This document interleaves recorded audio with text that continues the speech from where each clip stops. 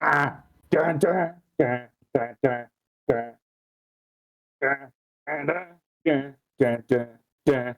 Wow, are you ready for some R&R? Well, not the type of R&R you want. That type of R&R is usually saved for, like, special occasions when you're hiding behind some... I have no idea where I'm going. Hey, it's Chewy and Guru!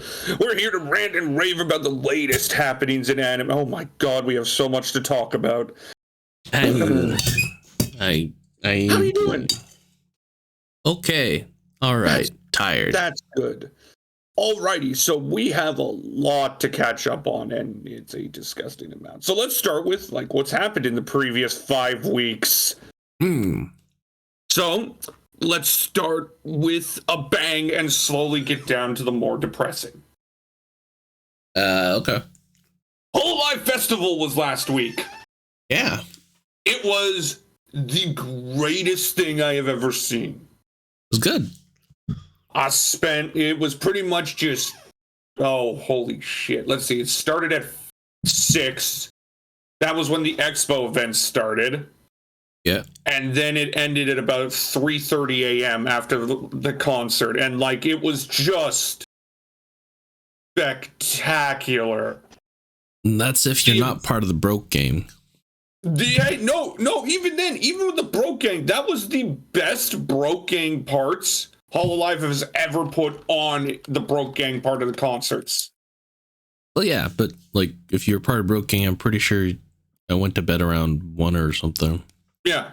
But, like, 12:30. that was the best broke gang concert ever. Because, like, you got the polka songs, you got Korone doing a fucking cartwheel. Not gonna lose to Airman. Oh, that was such a good thing. And then they played one of, like, their most, I'd say, probably one of their best popular songs, Candy Go Round. Yeah, and then in day 2, they start with Kamaki Rider. Mm-hmm. They have the Elf collab with Aki Flare. You have Shion. You have Nakari. You have the Mio song. Like, it was just really good. That was a really good for 30 to 40 minutes for the free gang. Broke gang. But, of course, we have to talk about how some people uploaded them when they shouldn't. That was not acceptable. Yeah, I actually saw some of that, actually. I was like, oh. Okay. Of course, people dealt with it, if you know what I mean. Yeah. Mass reported, and eventually all those videos got taken down, which is good. Mm-hmm. But, of course, there was a little bit of sadness to it because IMA, she didn't have the greatest of times because if you didn't know, every Hololiver had a solo and a duet and an MC. Okay, yeah. Right? So they had a solo, duet, and an MC. Mm-hmm. IMA didn't get that. Oh. And the obvious reason is she was supposed to have it with... Oh, right. Yeah. Yeah. So that was the one really, like, you could feel the tragedy in it. Right? Because, like, like, IMA wanted to be part of the MC part, right? Did she at least get to duet and song? Nope. She got the solo because that was the one thing that could continue, but with the Russia thing happening at the last minute, there was no way they could reschedule it, right? Oh, she was in duet as well with MC with Russia. Yeah, because that's the thing. You would do, like, for example, the first duet of day 1 was Matsuri Subaru Nene. And they did the MC together, yeah. Yeah, they did the MC. Fubuki Marine did the MC together, right? Mm-hmm. So, like, it was just one of those things. God damn, the Hachiman Polka shit was great. And then Luna and Noelle were fantastic as well. And, of course, we have to talk about, holy shit, the 3D reveals for ID and Myth. They were the only ones that did solos, right? Yeah, they were the only ones that did solos because they couldn't do a duet or MC since they weren't technically in Japan. Yeah, they weren't in Japan nor together type of thing. Yeah.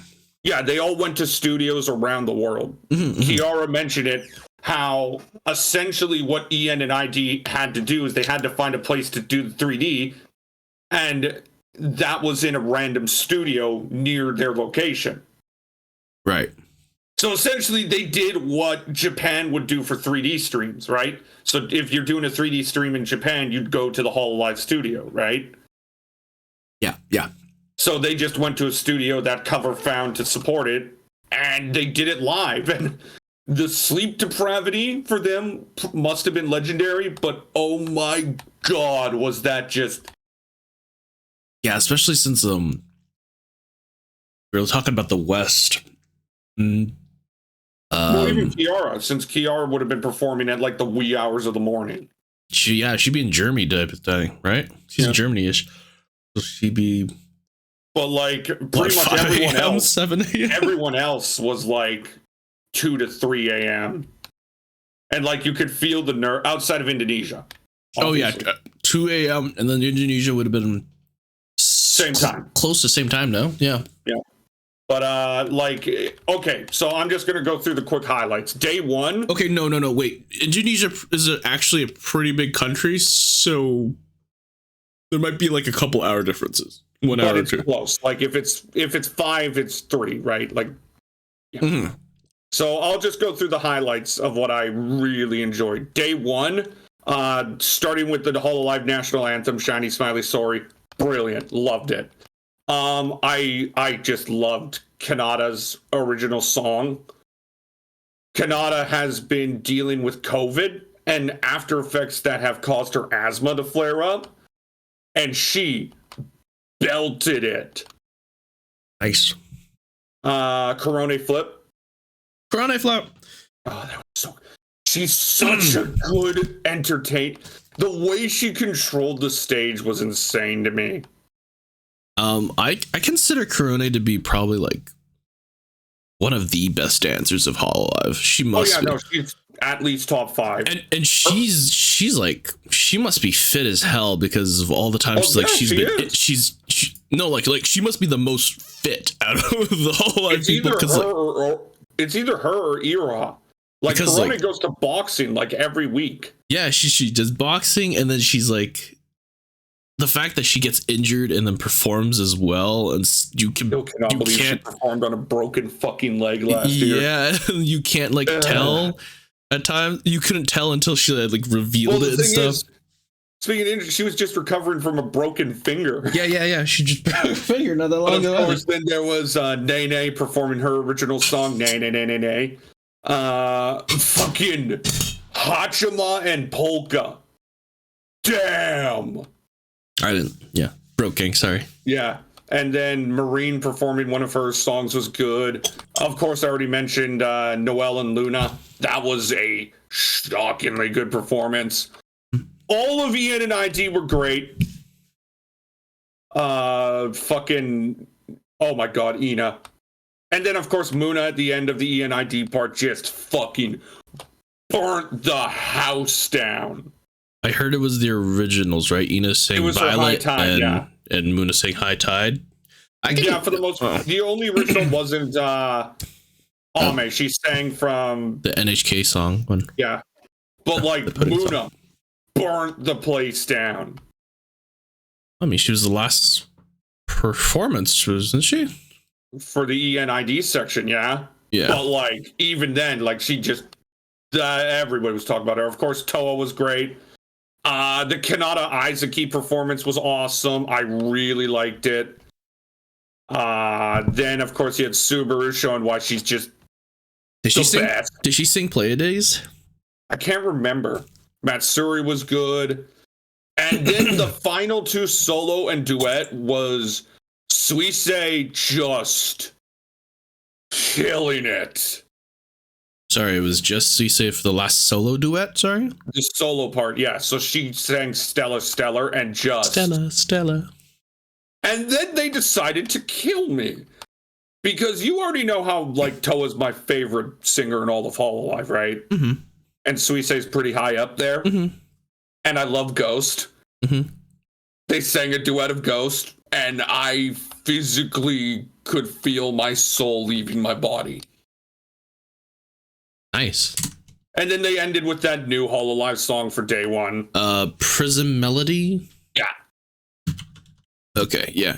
Like, day one was like more rock, more energy. Day two was a lot of ballads. Like, there was a lot of soft, slow, nice songs, right? So, like, okay, it's not loading. I just want to get the pictures just so I can go through it a lot easier. So, like, at the start, you had the whole... They sang Kamaki Rider. Yep. Which is just great. And, of course, after that was the Elf collab. Elf collabs. Flair's legs. Oh, my God. Oh. I love Lammy's hat. Shion continues to be just, like, one of the most underrated singers. Ayame performed her original song, and God, the bubbles. Watame was out. Then Watame, Picora, and Botan did a amazing collab. What song? Of course, I think that might have been Candy Go Red. Really? And then Lamy did her original. That was great. One of the more shockingly good ones was the Choco Meld part. But, like, you could feel that just because those two work so well together. Yeah, they seem to collab a lot. Yeah. I mean, the whole Choco Melty stuff. Yeah. You tend to forget just how really good of a presence Choco is. Oh, no. Okayu sang Mogu Mogu, and that is just the comfiest song. But no, you saw day two, there was a lot more focused on, like, ballads, slow songs, songs with power. Aki sang Shally's, Roboco sang one of her new original. And then Callie came on, and it's just like, yep, she's going to be a brilliant performer now that she has 3D. Peace! Kiara sang Hinatori and really kicked ass dancing. Kikiri-keek! Say again? Kikiri-keek. Yeah, Eofi was adorable as hell, but, like, Risu, holy shit. Like, when I said there was a visceral reaction to Muna's performance, times that by 10 for Risu. Like, when she hit the high notes of her song Alice and You could feel the crowd just sit there stunned. Oh. And, like, this was the coming out party for ID, right? Mm-hmm. ID, they've been slowly glowing. Muna and Ollie hit 1 million. By the way, get well soon, Muna. Poor girl got COVID. R.I.P. She'll be fine, though. It'll take a lot to take those three down. But this was the coming out party for ID. Since if you look at ID subs since HoloFez, Muna, of course, Muna and Ollie, of course, hit 1 million. But Eofi, she's up 3K extra. Risu, she's jumped up to 632. Reine's jumped up. Anya's jumped up. Like, if you look at the growth stats, most of them have been, like, ID jumping up a bunch. Because people are sleeping on those ID girls. Well, it's just, again, they still have, like, the only people who have broken through the niche factor were Muna and Ollie. Yeah. Like, Risu, like, every channel has their hardcore fan base, right? Yeah. It's just the way when you see the numbers actually reach the millions, the 900,000s, it's because they've broken through that niche market. They have the casual audience too. Nice. I've always felt that ID's never really had that. I feel like they really had a hard time, I feel, in comparison to Japan. I don't know why though. I wonder if this is the case because it's the ID branch, or it's just what exactly? The ID branch, like, again. But that's the thing, though. They speak multiple languages. Like, they speak English really well. They speak like Indonesian. Really, I don't understand how it's like not possible that they, because of how they're part of Hololive. The only reason Muna started growing was her interactions with Korra. Yeah. Yeah. Like Lapis Lazuli was one of the big reasons that started Muna's growth. I feel like, man, that's. And you also have to remember, so it's not just strange. Japan. No, like, One yeah. of the big things that boosted Hololive subscribers was English. Oh, give me 1 second. I've been told to give him 1 second.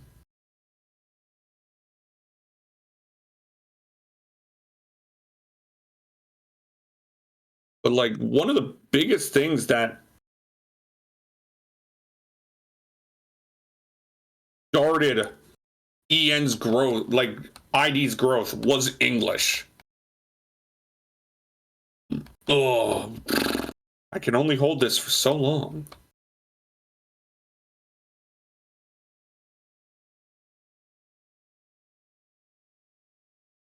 Sorry about that. Good? All good? It was just a phone call, but I had to hand it over to somebody else. Yeah. But what I was about to say is, you know what really started the growth of Hololive subscriber counts? It's the debut of Hollow Myth. Yeah. Because Hollow Myth, like the road was already being connected, thanks in large part to works of like Korone, Fubuki, and Coco. But once Hollow Myth started, it allowed people to get into Hololive and then branch out from that. So, we see Gura collabing with Shion. Oh, let's check out Shion. Kali Korone, let's check out that. I discovered many new Hololivers through fucking Kiara, right? So, like, Hollow Myth debuting allowed an easier way for Western and overseas to get into Hololive. And you can see that. That's when the subscriber counts started to increase. Like, around the time of Myth and Gen 5's debut, he was only at 200K. She's now at 661 and has one of the most hardcore fan bases you will ever see. Easy. And I personally believe that you could probably shave about 150 subscribers off every number if Myth did not show up, if that connection for the overseas was not fully established. Wait, here's my question, Marcel. Did you start watching right around before Myth debuted? Nope.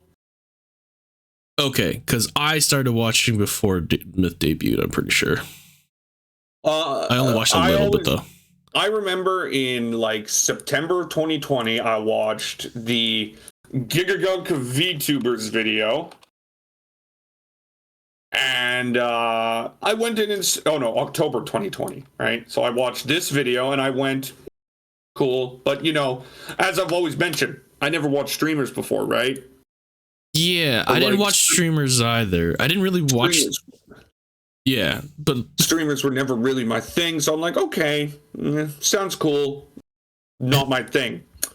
Then I watched the Gura Dark Deception video, and I'm so far down the hole now, I am literally setting up tours. R.I.P. I'm pretty sure I remember watching Korone once, and Coco a little bit. Mm-hmm. I feel like, but yeah, no. Wait, did you also mention Korone being one of the ones that could kind of branched out a little? She went pretty freaking international at one point. Yeah, like Korone, Fubuki, and Coco were probably the things that started the bridge. What about Hachima? Hachima, once she broke, yeah. But anyway, back to the concert. Then, of course, you had the Purple Gang singing Phony, which I love that song so much. Flair then showed why, oh my god, I love her so much. She is the greatest. And then my favorite performance of day 2 was Mio's Howling. I love that song. I love it so much. And to see it performed live with Mio just commanding the stage. That was great. Botan continued to show, oh yeah, she's actually an idol. Aqua also did great. And then, of course... What? People forget that Botan's an idol. Well, I mean, the meme is, oh, Pecora's a comedian. Oh, wait, she's actually an idol. For me, I'm just like, Botan's this hardcore gamer, tech nerd. Oh, yeah, she has the voice of an angel. We keep forgetting. Aqua was great as usual, and then they ended with, of course, the queen, Sora, singing Step and Go. Yeah, she sung that. And then what I liked is they had the final duet, Sora and Roboco, the two oldest members of Hololive. Who? Sorry? Sora and Roboco. Right, yeah. Oh, excuse me, jeez. Yeah, the two oldest members of Hololive. Soup's starting to come up in a weird way. And of course they ended with, of course, the new song. The fun thing is they were all given the opportunity to wear a specific shirt, right? It was just a shirt with the cover symbol, right? Yeah. In day one, there was a mixture of white and black. In day two, the only person to wear black was Aki. But yeah, no, that was Hololive Fez. It was brilliant, and I cannot wait to see what will happen in the future, because this was an insane event. And I'm sitting there just like, okay, Hololive, how do you top this one? You get in Hollow Council and Hollow and Hope, yeah, and you get Hololive Indonesia Gen 2 in there. Yeah, that would be the idea, but like it's just maybe Hollow X. I don't know. Oh no, I expect here's the thing. I fully expect ID2, Iris, Council, and Hololux to have a 3D debut by the end of the year. Especially with Japan the world slowly starting to, not be shit. And the fact that they have now shown that, yes, they can do 3D stuff from home or from their area if needed. Like, if there's one thing that frustrates me, is that I feel like, especially Kiara, she's too attached to the perfect 3D debut. Perfect 3D debut. Like, she's like, oh, it's my dream. I want to do the 3D debuts that my senpais had. And I'm like, girl, I get that, but... Oh, like on their actual streams themselves there? Yeah, like they have their own personal streams. Yeah, okay. In Japan with like, all the that and that. And it's just like, girl, I get that. But there's a chance you're waiting over a year again. And it's as Callie said, you guys need to start moving forward with your 3D activities. Wait, did she say that to everyone or just...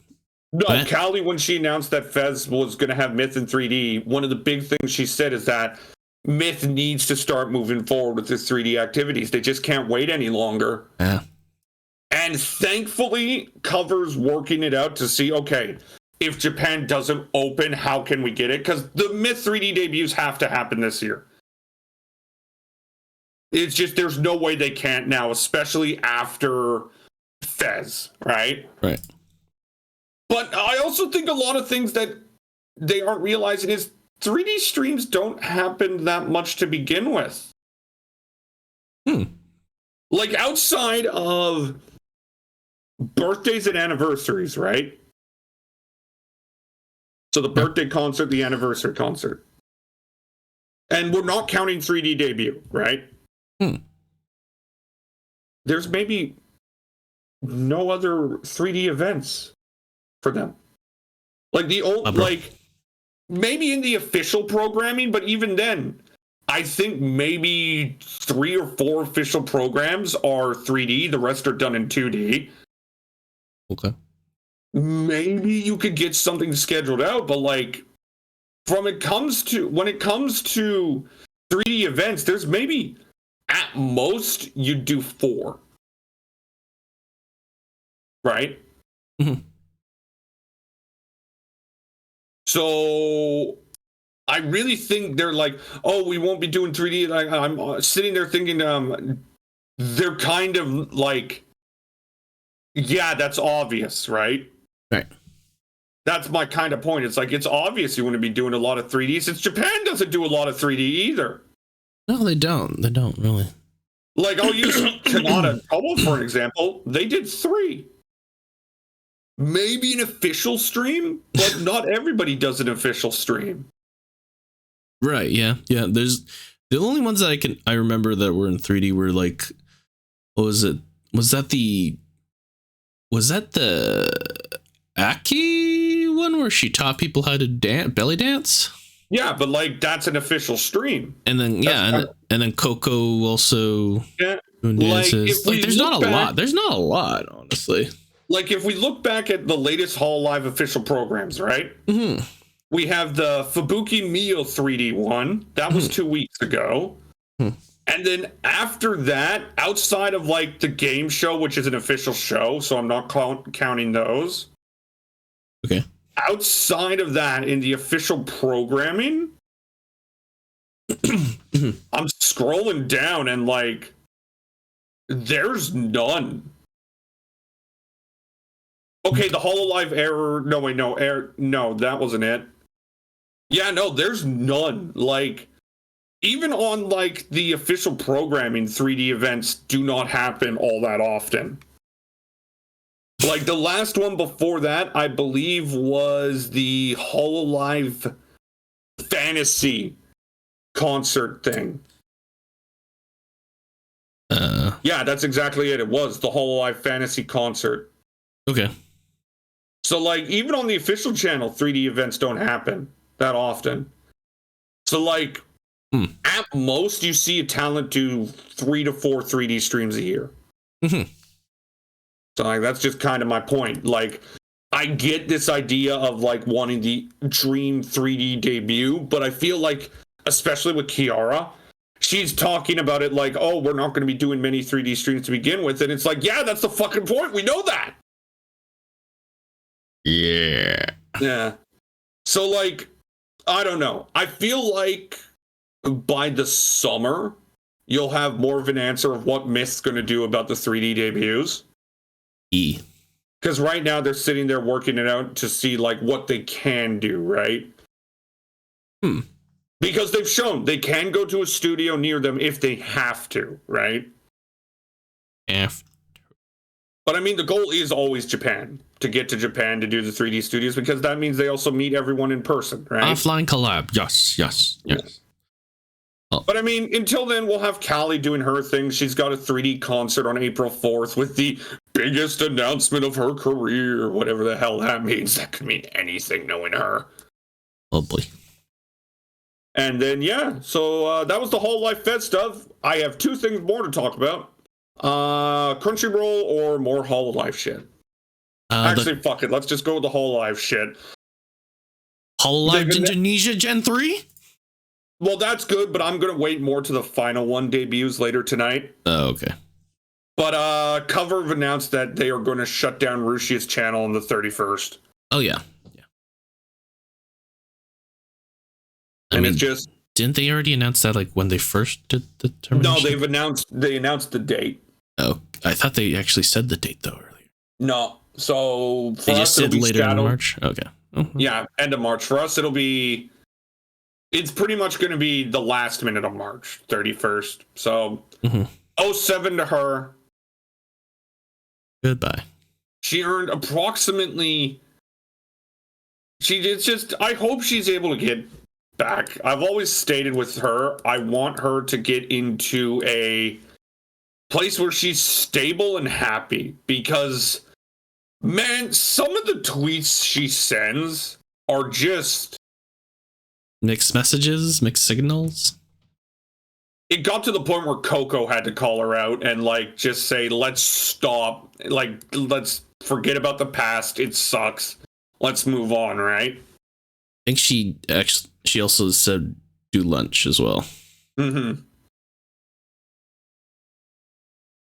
Like, I don't think anybody doesn't want her to be happy, but at this point, I've always felt she just needs to get away. But hopefully she's going to do better. And then there was the announcement that Crunchyroll is trying something different. So you know how Crunchyroll and Funimation have combined again, right? Yes. And how everything's going to Crunchyroll in terms of the anime library. which is both a good and a bad thing. It's bad because monopolies and all that. It's good because I'm kind of sick and tired of having 50 different anime sites to stream from. Yeah. Okay. Like, I would love to watch everything legally, and with this I can.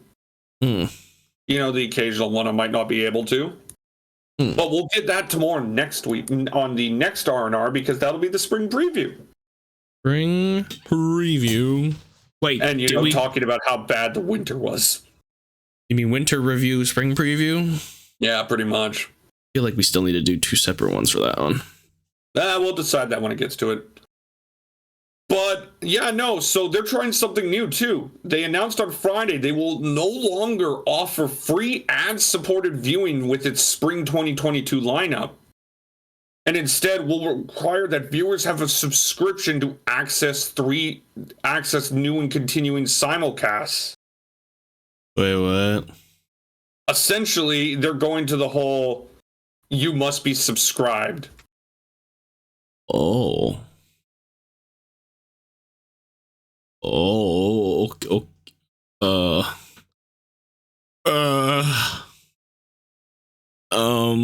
That's, I don't know how to react about that. Yeah. I don't know how to react to that. So so that means there's not going to be any sort of the free access to the episode 1 week after type of thing. And I record, they will no longer offer ad-free viewing starting with its spring 22 lineup. Ooh. Crunchyroll will instead require that viewers have a subscription to access new and continuing simulcasts. So anything that is airing in the season, you can't watch. Unless you're subscribed. Outside of the first 3 episodes for a limited time of the following 3 shows. Spy X Family, A Couple of Cuckoos, Dawn of the Witch, Tomodachi Game, Skeleton Knight in Another World, Shikimori's Not Just a Cutie, The Greatest Demon Lord Reborn is a Typical Nobody, Trapped in a Dating Sim, The World of Otome Games is Tough for Mobs. So those anime will have their first 3 episodes available until May 31st. Crunchyroll has also confirmed that with continuing anime, ad-supported viewing would not be available with episodes starting with the spring season, but episodes prior to the spring season will be available. Crunchyroll previously allowed free ad viewing 1 week after an episode. I don't know how to react to this, but I also look and say, is this stupid? Yes. People were going to pirate to begin with. Yeah. So this is just going to be like, oh, to the high seas they go.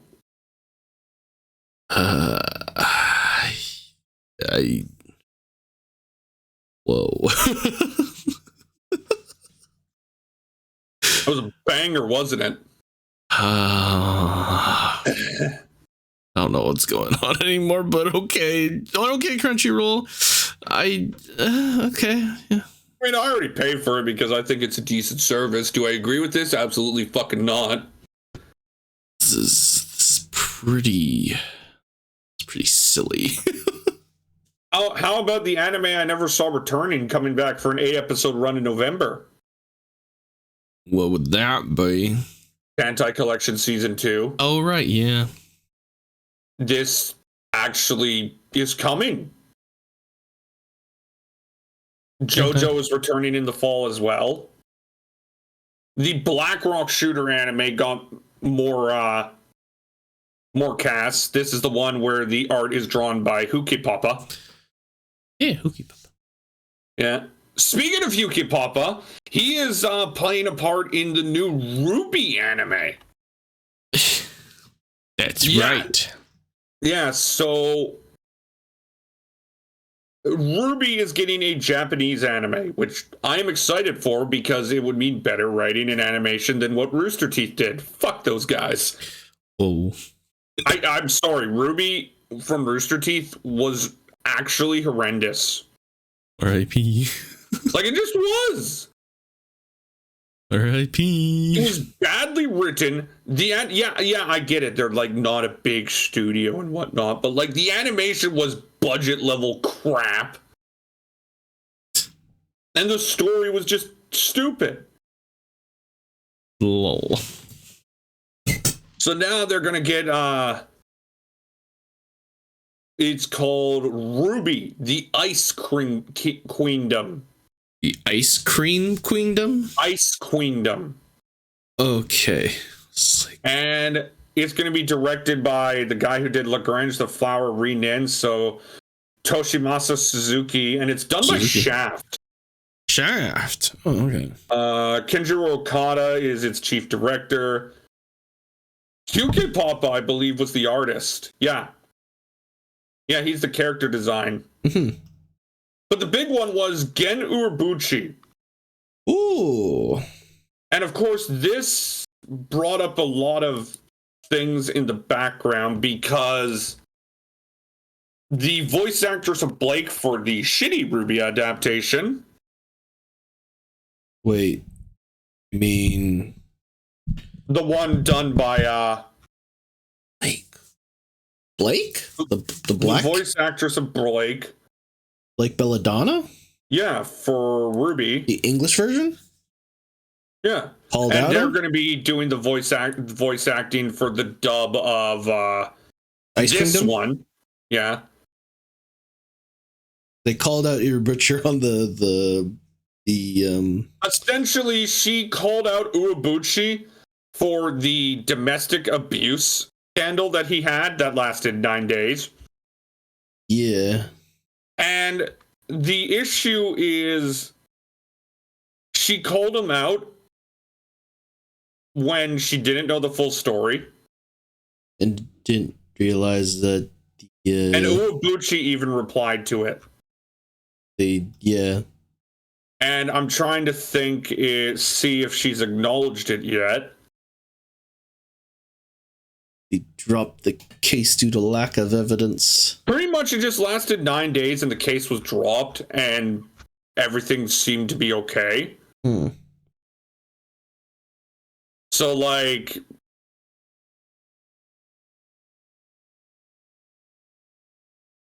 I don't know. It's just, she pretty much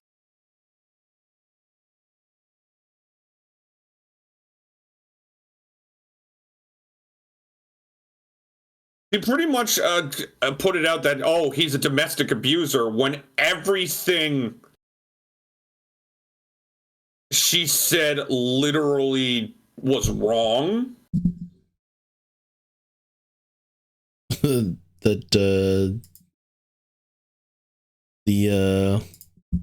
yeah, okay. All right. Like, that's the thing. Like, she said everything and has not acknowledged what he said. That's like, if you look back at her first tweet, you have literally the man coming there and explaining it. And, like, talking about it. Yeah.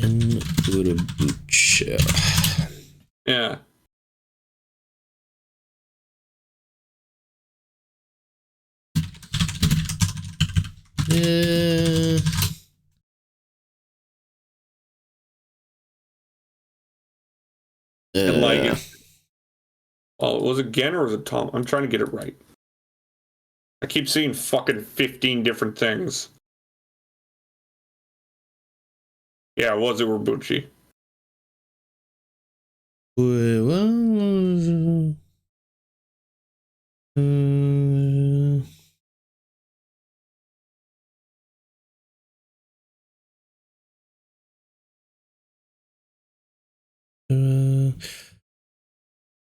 What? No, it wasn't Urobuchi. No, it was To Ubukata. There we go. Yeah, no, I was seeing Urobuchi's name dragged through. Okay, so I will apologize for that. The voice actress Erin Zek. Uncomfortable and very conflicted regarding the involvement of writer Toru Ubukata in the upcoming Ruby Ice Queendom. On the front of this, she made concerns about Ubukata known. Ubukata is serving as series scripter and responded to Zek's tweet. I'm sorry to send you a message for this reason, but for your peace of mind, I want to confirm my conveniences. I don't want to talk about the incident I suffered because my ex-wife doesn't want it. I don't know what the news that made you uneasy, but I think the story should exist for the relief and reconciliation of those who have been injured by others. It is unforgivable for my ex-wife that the Japanese police have done to me. I can't tell you the details because it's related to my ex-wife's life, but I still have a good relationship with my ex-wife and my children. I didn't have any choice. I just wanted her peace. I'm innocent that my ex-wife wanted. Arrested back in August 24, 2015 on charges of domestic violence against his then wife. According to police, Ubukata's wife claimed he hit her on her jaw in the area around her mouth. Ubukata allegedly hit his wife's face in their Tokyo apartment on August 21st or at around 7 p.m., causing her front tooth to break. Ubukata denied the charges, saying it's true that we were quarreled, but I did not hit her. The prosecution released Ubukata without indictment in September 2015. His wife chose not to press charges. Ubukata spent 9 days in jail and wrote a memoir about the experience.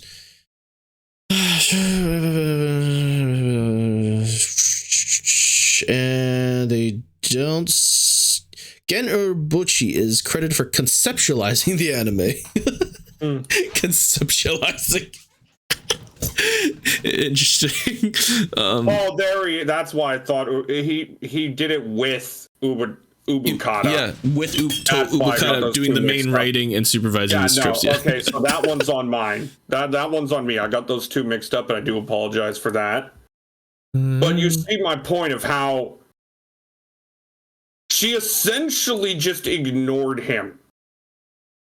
I don't see the tweet after that, so I'll look her name up. He did another tweet later going the whole freaking I'm not tweeting for the lack of things to say. Things are coming. I understand this, how it's good to be, and I should apologize for that. Again, healing from trauma. Like, she's a domestic abuse survivor, so I'm not going to, take away from her feelings. The problem is you have completely ignored what the man has said. You have put false statements out there, right? That's the big thing. Yeah. So, that's my issue. My issue isn't her feelings. She literally put false statements out there that could affect the guy's career. And to me, that's unacceptable. And anybody who thinks that she doesn't have to address it when she's literally could cause the man to get fired is just bullshit. Yeah. I mean, totally understandable bringing it up first. But she tweeted it without the lack of information, which was really not not a good move in the case. Then she puts out a picture of a twit longer that doesn't apologize or anything about it. That's just the thing. It wasn't like the guy didn't notice. He literally replies to her tweet.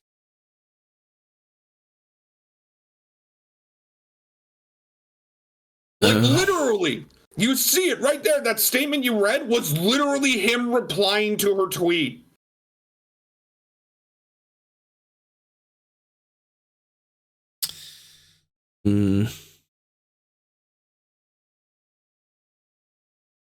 That's my issue with this. My issue isn't that she feels like that. She has every right to feel like it. Yeah, no, that's totally, yeah. My issue is that her things are going to be put on the internet, and it's going to probably turn Toe into something that he isn't. Yeah.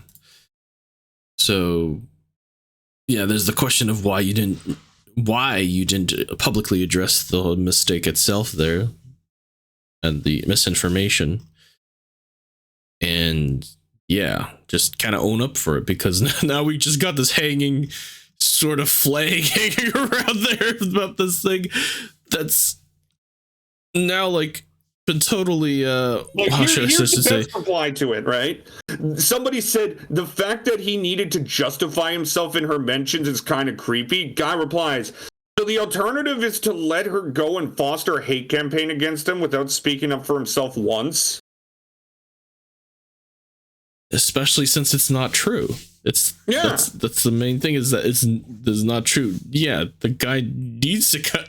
The guy should be allowed to to justify himself, because it's not true, and stand up for himself in this case. Like, people wanting to say, oh, take the higher ground. You are literally saying that he was a domestic abuser. Yeah.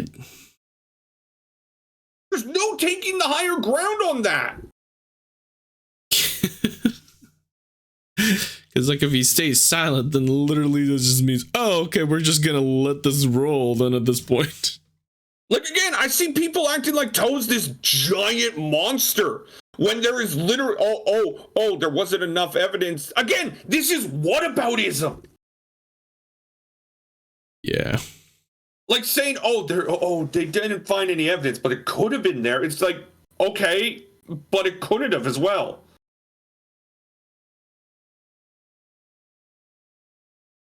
Yeah, I'm sorry, that's bullshit. That's bullshit. I don't think people really understand, like, the repercussions of what they do on social media sometimes. Oh, I agree 100%. Like, I get it. I'm taking nothing away from her past, her issues, right? Mm-hmm.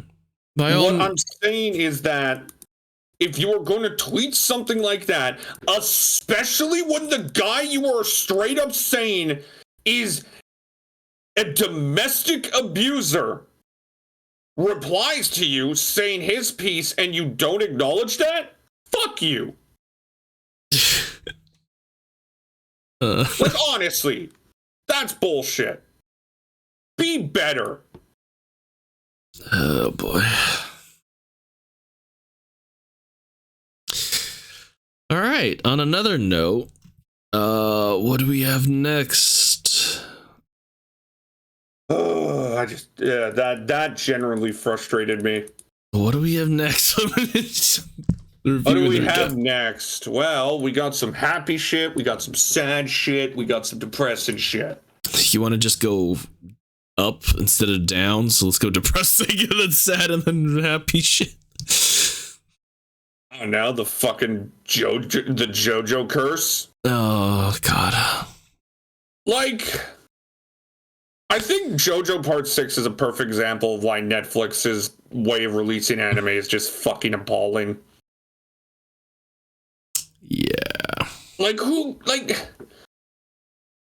I get it if this was a split core show from the beginning, but it wasn't. We knew it was going to be 24 episodes. Mm-hmm. So the fact that you gotta wait so long for it, it's a perfect showcase as to why the Netflix red bars of death is like a legit meme. Because that's literally what it is. Because where's the hype for Netflix? Like, where's the hype for this? No.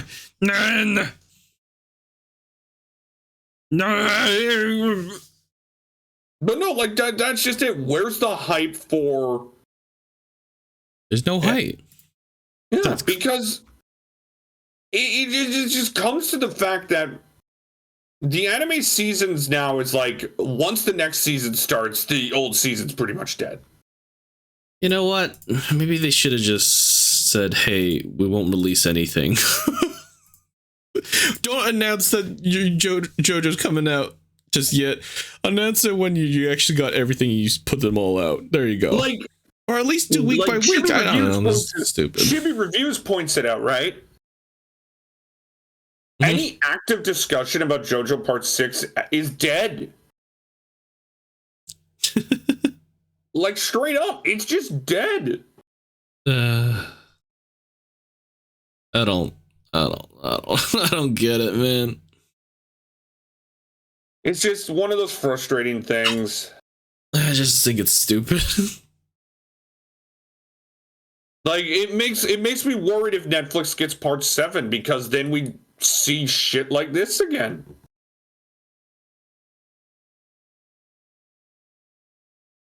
It's just frustrating. Anyway, why don't we talk about happy shit? I've been watching Bleach. I thought you wanted to go depressing then sad. Well, I mean, there's not much sad left. Most of the shit is actually quite happy. Okay, then. You lied to me, you bastard. Okay, well, Overlord 4 is coming in the summer and all that. Yes! We have the 2nd season of Classroom of the Elite. Meh.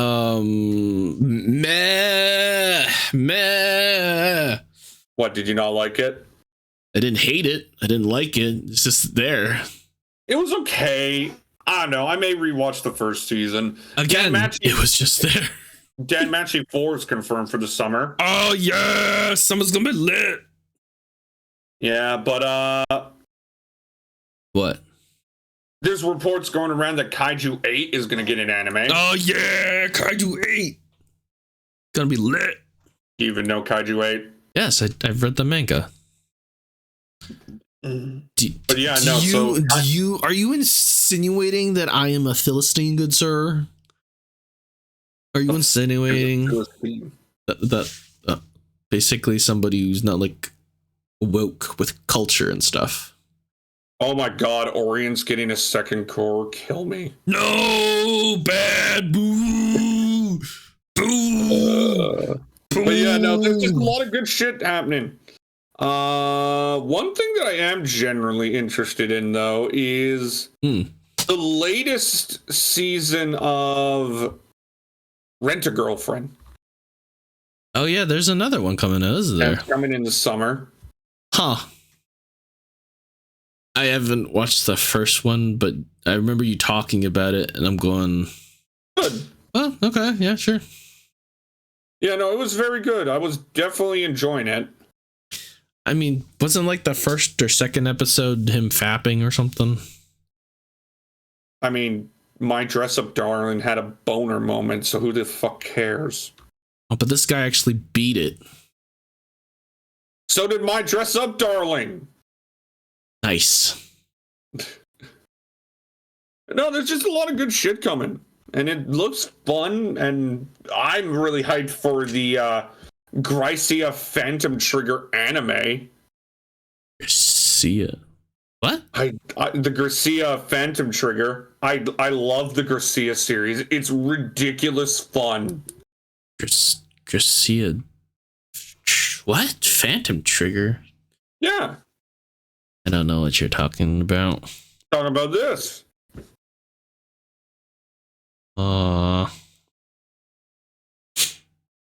Like I loved the first series. It was great. It was corny bullshit. Like, it has the most ridiculously overpowered protagonist, and I loved every single moment of it. Like, I don't know why, but it's a power fantasy, and I loved every moment. Grycia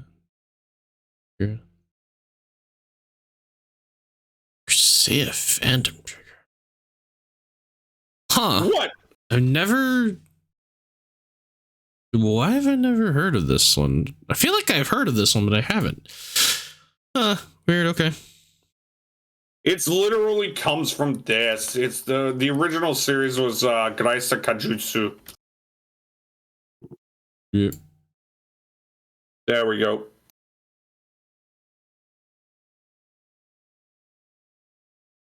God damn it, Arshaden. Somebody say Australia, posted.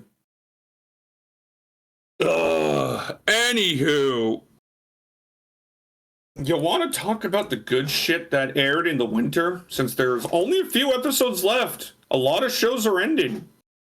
Yeah. Yasahime ends today. Dress Up Darling ends today. Oh. Princess Connect ends on Monday. Arifureta ends. Tagaki, like, there's only a couple shows left. And I'm just going to say it. This season has been fucking dreadful. Yeah. Like, no argument there.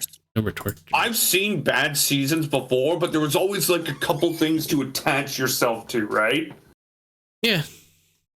Like, Princess Connect is really good, right? But it's not good enough to carry a season. Like, it's not good enough on its own. I see. Okay. Yeah. Like, if you ask me, the 3 best shows of the year have been Attack on Titan, Kimetsu no Yaiba, and that's it. Like, My Dress Up Darling is really good. But it's like in the solid B+ to A- tier. Not an A+ to S+ tier. While Kimetsu no Yaiba and Attack on Titan are like on its own. An S rank at least. Yeah. Or A+ at least too. And like, if you look at like the other stuff, like, okay, I'll acknowledge Vanitas no Carte, right? Okay. But I haven't watched it, so how am I supposed to ground it? I've heard a lot of good things about Sabuki Bisco. Right? That's the mushroom one, and that's the one where the Giguk watched the video where they kissed in the bunk. Yeah, like, I'll acknowledge that show, right? So, like, those two deserve to be mentioned, right? The only reason we ain't talking about it more is because I haven't watched it, and I don't think you haven't watched it either, right? The Carte one? Vanitas no Carte? And Bisco, yeah. Oh, no, I haven't watched Bisco, no. I don't even know where the heck I can watch Bisco legally. Crunchyroll. Yeah, it's okay, there you go. But, like, none of us have watched that, so we really can't comment on it, right? Nope. So, but even then, those shows aren't lighting up the world. Like, I'll give you an example. If we just use Mal as an example. Cool. Right? Yeah. 8.2. Strong, right? For Vanitas no Carte. Oof. Ugh. Yeah. 8.2. That's a strong score. Sabuki Bisco on Mal. It's probably at a 7.4. So it's decent, but it's not great. Wait. Sabuki Bisco 7.34. Yeah. Yeah, so like it's respectable, but it's not great. Let's look at like the rest. Arifureta. Hot fucking garbage. Oh my god. How does it have a 7.04? Because it's not as bad as season 1. I guess season 1 can't be topped, huh?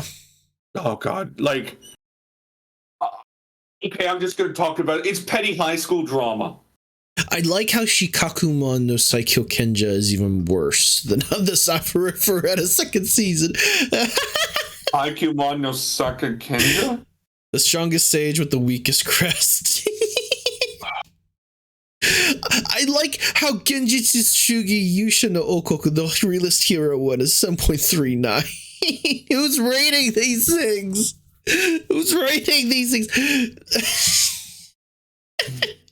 Love of Kill is lower than all of them. Is that bad? Let's focus on Arifureta for a moment. I would have much rather watched World's End Harem because at least then I would have been laughing my ass off.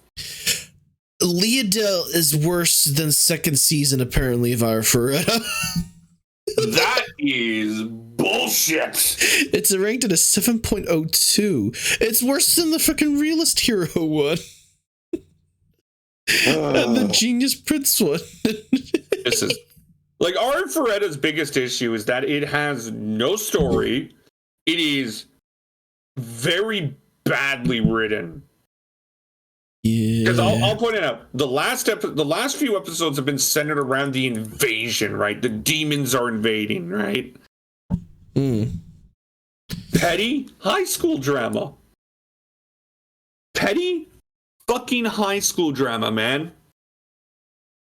That's literally what it was. Well, the main reason the girl turned on the boy the people turned on each other. One, the girl wanted the hero to love her. Two, the boy wanted the girl to love him. And it's just like, oh, so we're literally doing this because of petty high school drama? Fun fact, I typed I want to die on the post I put, and Facebook like, hey, you can talk to these people for help. And like, Ari Ferretta's just like, it's one of those things like, oh, these characters are being in trouble. You want to save them, right? I'm sitting just like, no, I kind of want to watch them all die. Oh my god.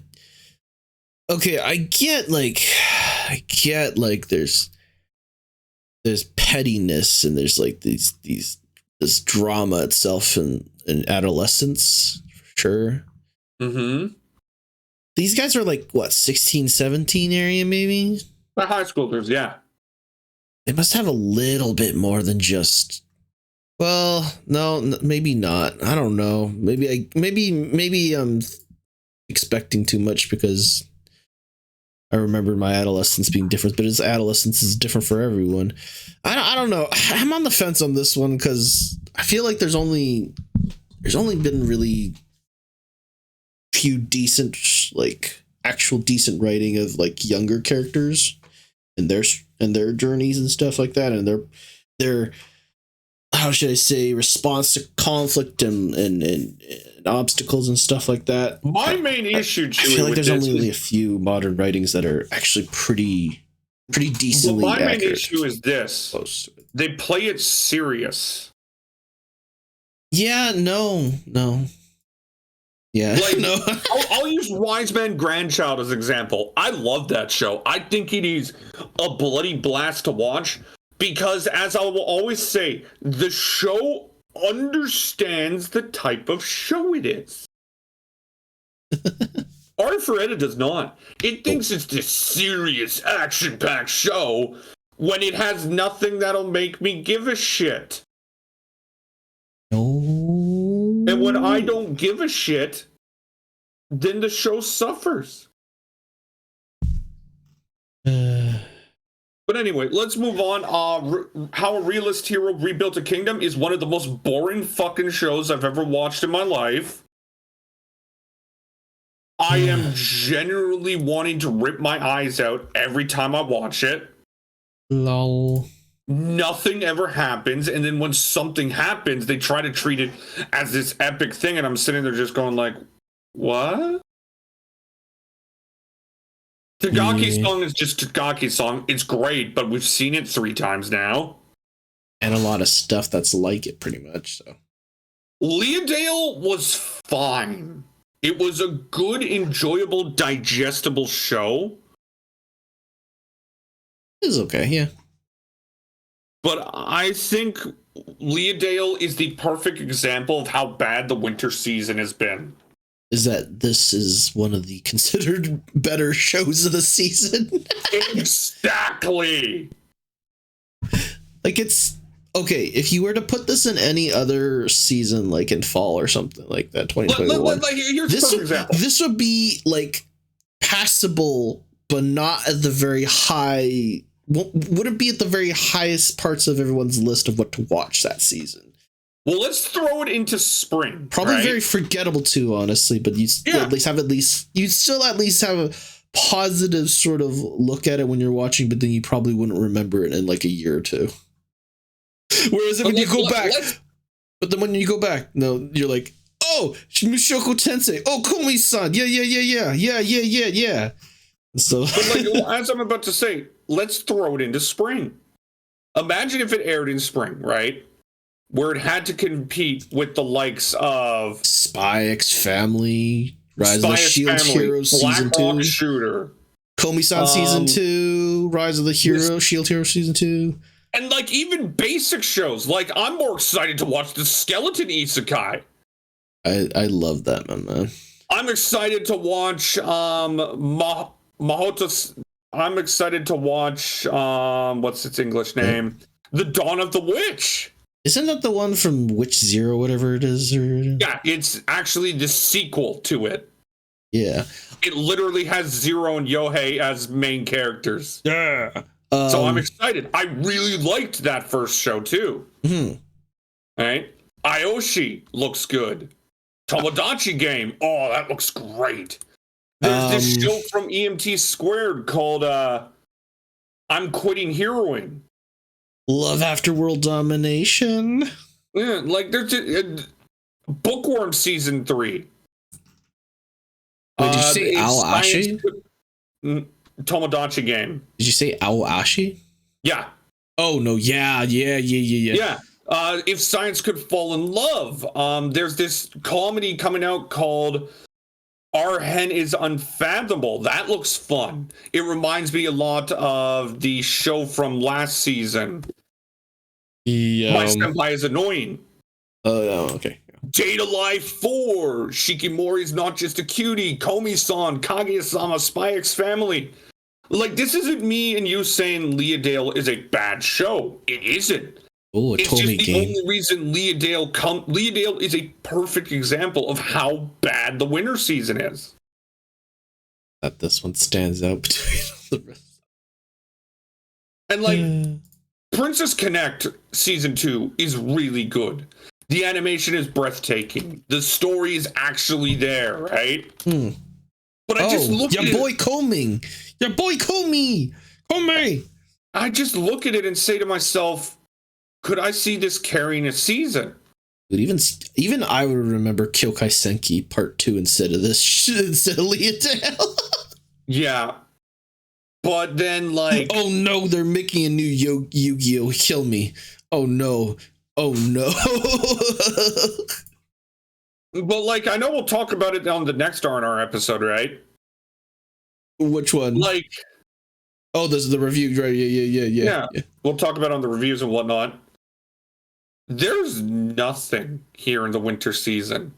And it's just, especially coming when fall was spectacular, right? It did a lot, yeah. No. Komi-san. Like, I'm going to be watching Osama game eventually. What? I mean, Osama ranking. Summer rank, yes. Oh my god, I need to get back into it. And like stuff like the hero who retired to go to a pharmacy was good. World Trigger, that's another good show. Itsusai Shokuko. Like the thing about Leadale is it's not a bad show. Nobody in their right mind is saying that. The problem is with Leadale is it shouldn't stick out. But it does because the winter season is garbage. Yeah. And it's just one of those sad facts. I feel like we should probably hold back a little more because we're going to be saying all this again next week. I know, but like Leadale just ended and I was talking about it next. Wait, are we going to be talking about, are we doing another R&R next week or are we just doing... No, it's the LP next week, then R&R. Oh, okay, then. All right, yeah. But, like, it's just... Man... Like, have you watched Tribe 9? I did. What you think about it? I dropped it after 2 episodes. Yeah, and I can see Mal does not like it. Oh, man, I don't know. It seemed like an okay concept at first, but then when they actually did it, I just sat there going, why the fuck are they running so slow? So was it just an animation issue? No, it's the fact that, like, okay, here's the thing, Marcel.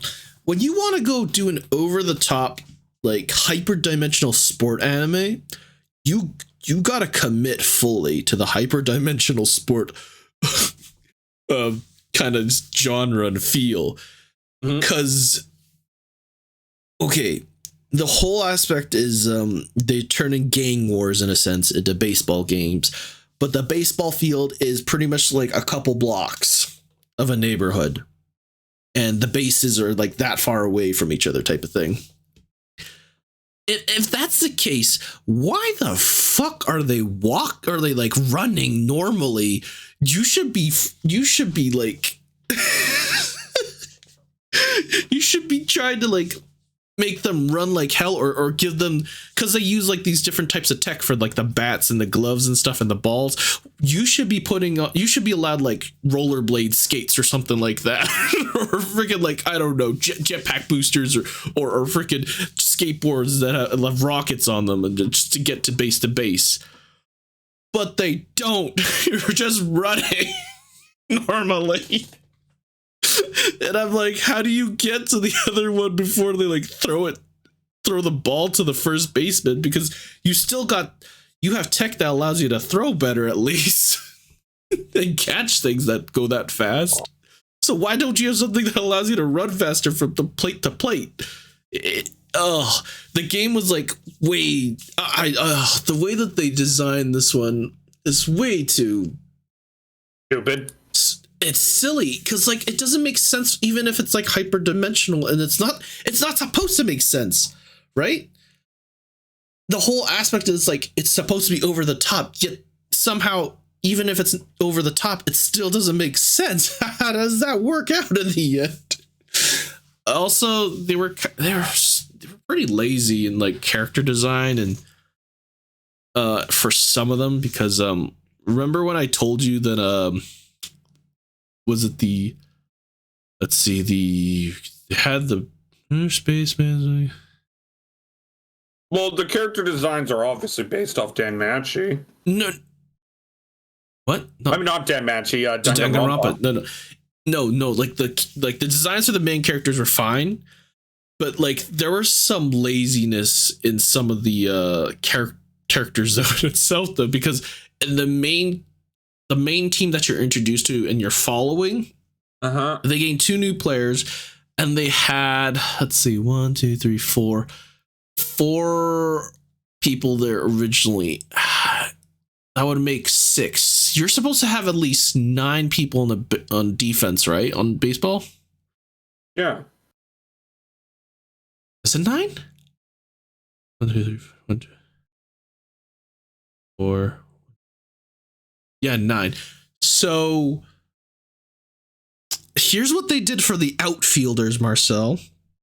Because all the main characters that had their character designs made in it and actually unique were all infield players, the pitcher and stuff like that. Yeah. They made the 3 outfielders triplets. And I was like, that seems a little lazy. What I'm frustrated just looking at is, and I know I pointed this out when I saw it, I don't get how this got the character designs, like they're too close to the Danganronpa. Yeah, they are. No, that's that too. It, like, as I said before, it's almost lazy design in a sense. There, very lazy design. I'm looking at the character designs now, and I'm seeing like, okay, that's Fat Baki, that's the guy from 2, that's the guy from 2. You clearly have the Chica face, so you're from 2. Oh, I've seen that hair before. That hair, like, it's just, it feels like the artist uses the same template over and over and over and over and over, and then just does little modifications to it. It's just like a reskin of an already existing skin. It's like, okay, here's this person, but he has a different hairdo this time. Oh, it's this person, but he's just got like eyeliner or something, like face paint, or he's creepier this time, or is a creepier grin or something. Oh no, this one has a face mask on. Oh no, this one's wearing shades and has like the really douchey fade going on. Oh no, this one's got a slate, more like stubble instead of a full visible goatee or anything. Different color of hair. Bigger eyes. No nose. Like, if this was a Danganronpa show, I'd look at it and say it's like, okay, at least it fits the Danganronpa universe. But this isn't. Yeah. Like, it's just lazy. Anyway, I think that's enough, because we're just gonna go on, and we got to save our rampage for the next episode. Right. Is there anything else you want to talk about today before we call it? I feel like I should save this for next week, but yeah, I'll save it for next week. Well, give us a hint then. I'm a little disappointed in Futsal Boy. Oh no, I'm not little. I'm pretty disappointed in Futsal Boys. What is Futsal Boys? Let me just pull it up. Futsal, like, you know. Futsal. Yeah, I know. I'm just going to it just to take a look at it, just to like get the mind. Ah, here we are. Well, you can save that for next week. Yeah, I mean next episode. Yes. Next R&R. But I'm so looking forward to EHRPG. I know I am too. I'd love for another good soccer anime. The last soccer anime I liked was I think it's called Days. Oh no, yeah, Days was really good. Yeah, I enjoyed it quite a bit. I wish there was an actual sequel to it. Yeah, it's too bad. Not just the final match. Giant Killing was okay, but I feel Days is much better. I'm actually really looking forward to EHRPG though. It's so good. Like it. Oh, I can't talk about it because I need to save it for next week. Yeah. But I think that's it. This has been the latest episode of R&R. Is there anything else we want to talk about?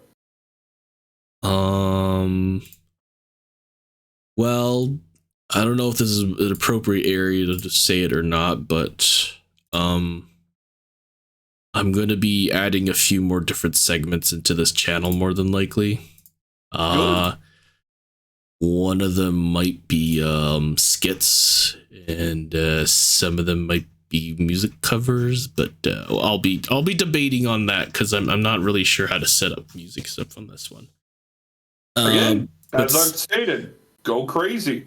And there's gonna be there is a for sure future not segments, sorry, videos that series that we're definitely committed to for sure, where me or Marcel will be teaching each other or introducing each other in a sense to specific types of either series or of anime or game or just like universe in general, I suppose, that the other is not familiar with. So look forward to that. Have fun with that. Oh, I'm going to take you through the rigor on some things.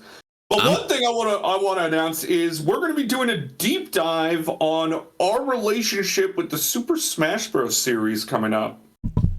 And the announcement of basically we're splitting several things. We're doing a different recipe too. We forgot to really say that. The idea is now R&R is going to be mostly focused on what happened in like the anime, video game, manga world today, last week, and we're just talking about anime shit. We're gonna basically discuss any anime news, video game news, whatever it may be, and recap on what we've watched so far that's related or played, I guess, that's related to the new stuff. Still gonna be EHRPG, just gonna call it R&R, but we're gonna be splitting our we used to have like main topics or stuff like that, or things that we would do like rankings and things like that.